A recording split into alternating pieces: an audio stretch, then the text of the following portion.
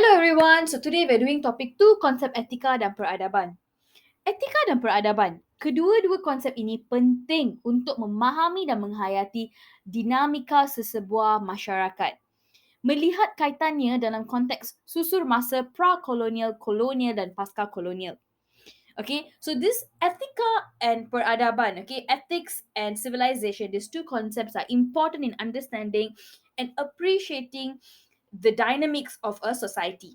Okay, so melihat kaitannya dalam konteks susur masa pra-kolonial, kolonial dan pasca-kolonial. Try to recall back what we learned in topic 1. What is pra-colonial? What is colonial? What is pasca-colonial? So while you're watching this video, try to write down on a piece of paper whatever you understand about pra-colonial, colonial and pasca-colonial.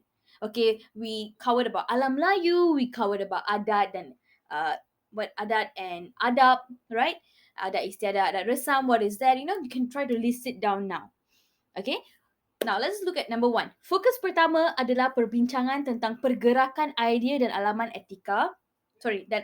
etika dan peradaban dunia.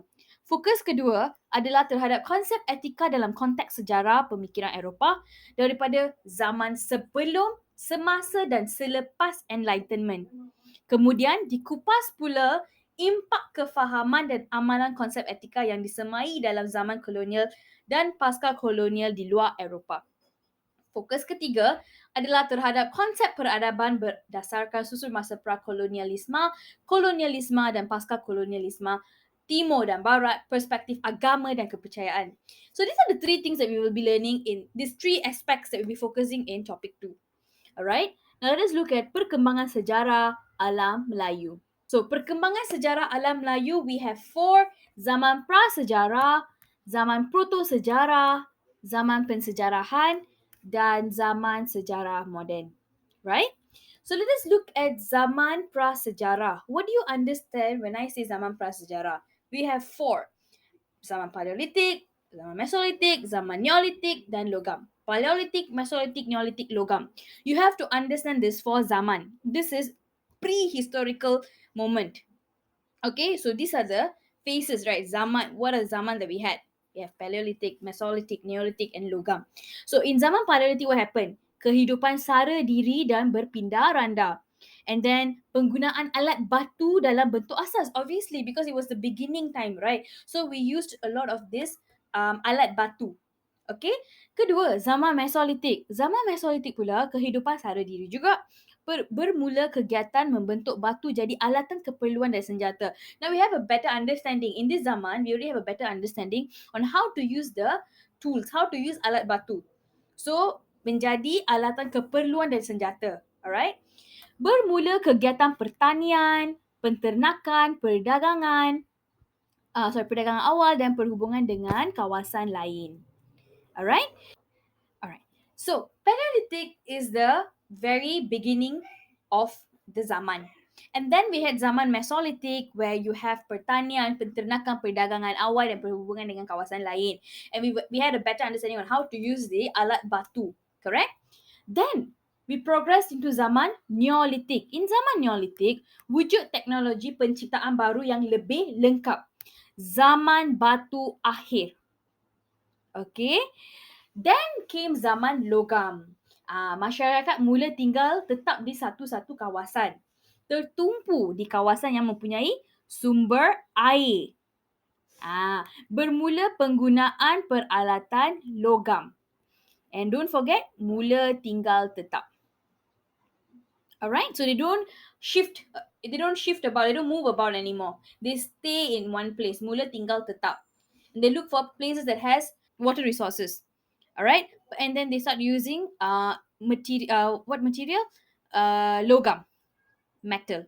Alright, then this is all for zaman pra-sejarah, before sejarah, right? Pre-sejarah. Now we're going to look into zaman proto-sejarah. Zaman proto-sejarah, kewujudan kerajaan awal.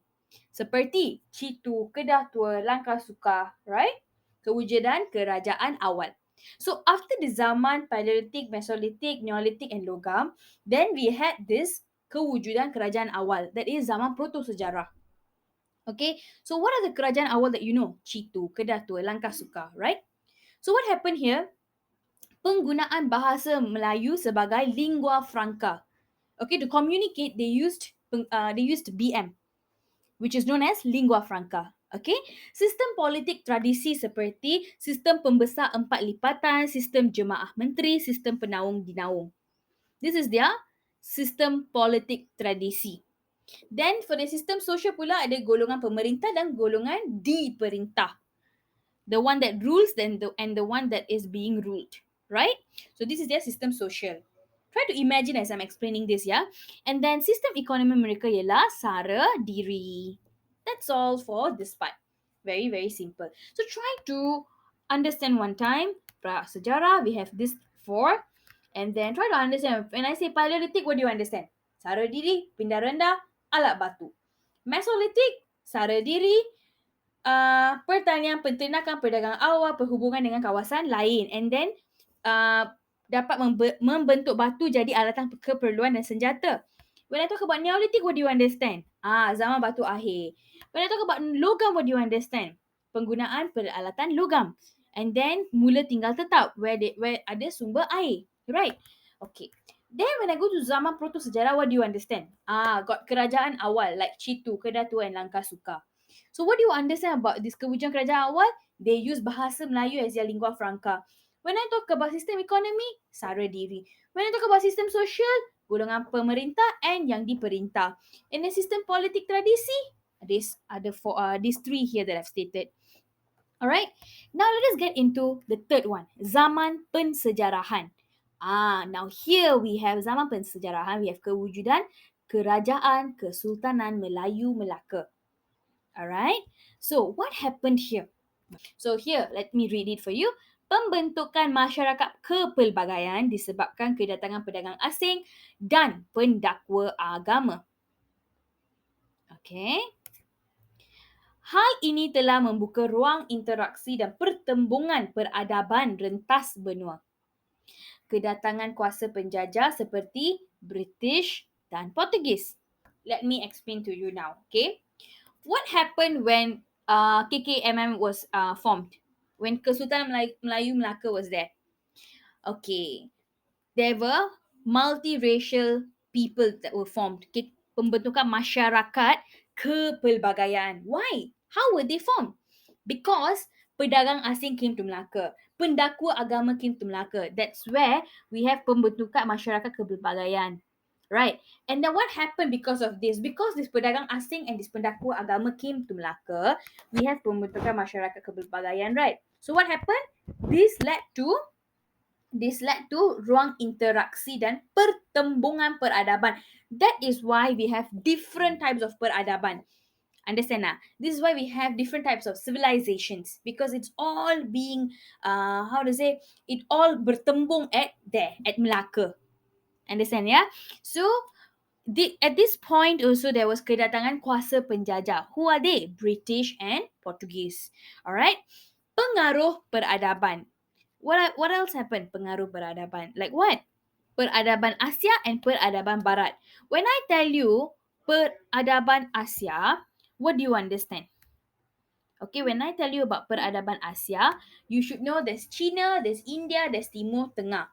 When I tell you peradaban Barat, you should know there's Portuguese, British, Belanda.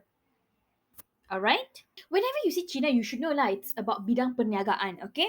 When you see Portuguese, you know sistem tulisan Rumi. Okay? Alright. Pengaruh peradaban Asia, China, India, Timur Tengah. So, what is the sumbangan for peradaban China? You must remember the 3 Ks. The first one, kaedah acupuncture. Then number 2 is kertas, pembuatan kertas. Number 3 is kompas, penciptaan kompas.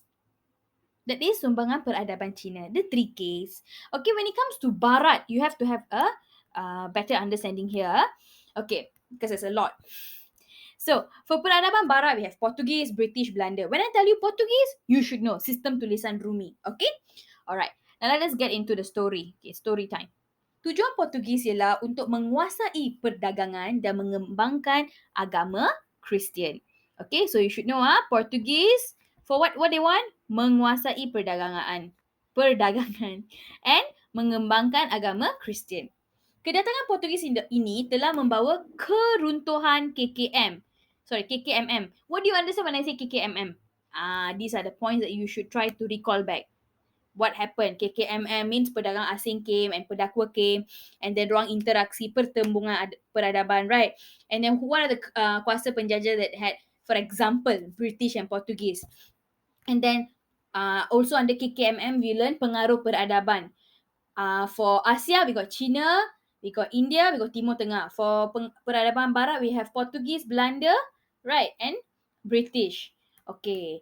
So, when Portuguese came, they wanted to menguasai perdagangan. Okay, and they wanted to spread agama Kristian.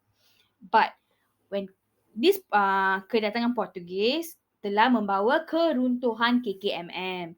Jadi, kalau KKMM runtuh, apa yang muncul? Kerajaan Melayu Riau pula muncul. Okay? Then, what happened next? Okay, Belanda. Belanda menubuhkan Syarikat Hindia Timur Barat, SHTB, which we learn back then in sejarah, right? So, Belanda menubuhkan SHTB untuk apa? Okay, when you see SHTB, you should know this one. Menguasai perdagangan rempah. Di mana? Di Kepulauan Melayu. Perdagangan kain di India dan biji timah di negeri-negeri Melayu. You should know these three. So, Belanda, Turkey, they found SHTB for what? To control perdagangan rempah in the Kepulauan Melayu. And then to control perdagangan kain di India. Biji timah di negeri-negeri Melayu. Alright? Okay. Then, penjajahan Belanda berakhir dengan apa? Dengan Perjanjian English Belanda or Perjanjian London. Okay? It's a story, it's a flow. You should try to understand this. Try to imagine it while you are reading or while you're understanding this, while you're listening. Okay? Try to imagine this as a story. Okay? So, I will repeat before I continue. Okay? The first Portuguese, right? We're talking about Portuguese. Portuguese came, they wanted to menguasai perdagangan and they wanted to spread agama Kristian. And then what happened? Keruntuhan KKMM. Jadi, kemunculan kerajaan Melayu Riau. Okay, finish that Portuguese story. Then Belanda came. Belanda, they did what? SHTB. For what? To menguasai perdagangan rempah di Kepulauan Melayu. And then perdagangan kain di India. And then biji timah di negeri-negeri Melayu. But this Belanda's one ended how? Through Perjanjian English Belanda, which is known as Perjanjian London. See it like that. So as I'm telling you this, I'm not looking at the screen. So you try to do that as well. Then came the Francis Light, British, right? Because I told you already, Peradaban Barat, we got Portuguese, British, Belanda. So we're trying to understand the three stories. Okay, so Francis Light pula menduduki Penang, Pulau Pinang. Stamford Raffles, Singapore. Okay, so Singapore, Penang and Melaka. Singapore, Penang and Melaka disatukan di bawah NNS, Negeri-Negeri Selat. Okay, Singapore, Penang, Melaka is under Negeri-Negeri Selat. And then Selangor, Perak, Negeri Sembilan, Pahang is under NNMB. So how am I going to remember this one? Obviously, Negeri-Negeri Selat, very easy lah, because I already told you the names already. Francis Light, Stamford Raffles, Penang, Singapore, and then we're already on Melaka, so you know already. Singapore, Penang, Melaka is under NNS. Now, how am I going to remember NNMB? So how I try to remember is my father is from Perak, my mom is from Negeri Sembilan, right? So Perak, Negeri Sembilan, and I'm at Selangor. So Negeri Sembilan, Perak and Selangor, then just sumbat your Pahang inside, okay? So you have Negeri-Negeri Melayu bersekutu. Okay? So this four is under NNMB. And then came Perjanjian Bangkok Siam. Okay? Untuk menyerahkan Kedah, Kelantan, Terengganu and Perlis kepada British dan membentuk NNMTB, Negeri-Negeri Melayu Tidak Bersekutu. The end of the story. Okay? So, pentadbiran British di Tanah Melayu. We have Negeri-Negeri Selat, which is Singapore, Penang, Melaka. NNMB, which is my father, mother, right? Okay, Perak, Negeri Sembilan, myself, Selangor and Pahang.